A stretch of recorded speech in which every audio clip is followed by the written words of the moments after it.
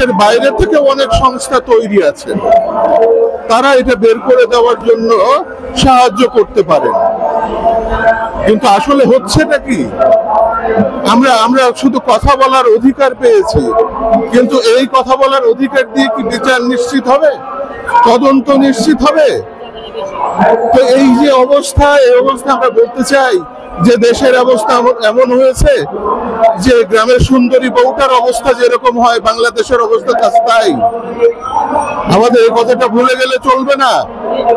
আমার বউকে যদি শাড়ি গহনা অন্য কেউ দিতে আসে, তাহলে তারা কিন্তু আবার নিশীথ রাতে তারা অভিসারেও আসবে।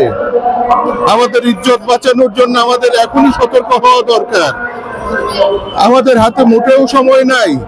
আমরা আজকে অনেক চিল্লাচ্ছি, চারপাশে অনেক স্বর শোনা যাচ্ছে।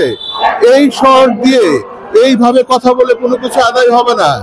আমাদের আরো সতর্ক হওয়া দরকার, আমাদের বোঝা দরকার, আমাদের চিন্তা করা দরকার যে কেন তদন্তটা হচ্ছে না, কেন সত্যটা আমরা বের করতে রাজি হচ্ছি না।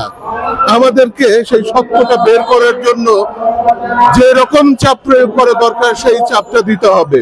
সেই চাপটা যেভাবে দিতে হবে আমরা অবশ্যই সেটা সম্মিলিতভাবে সেই চাপটা দেব, এবং একদিন এই রাষ্ট্রকে তদন্ত করে সেই সত্য কথাটা এবং সেই অপরাধীকে অবশ্যই বের করে আনা হবে। সবাইকে ধন্যবাদ।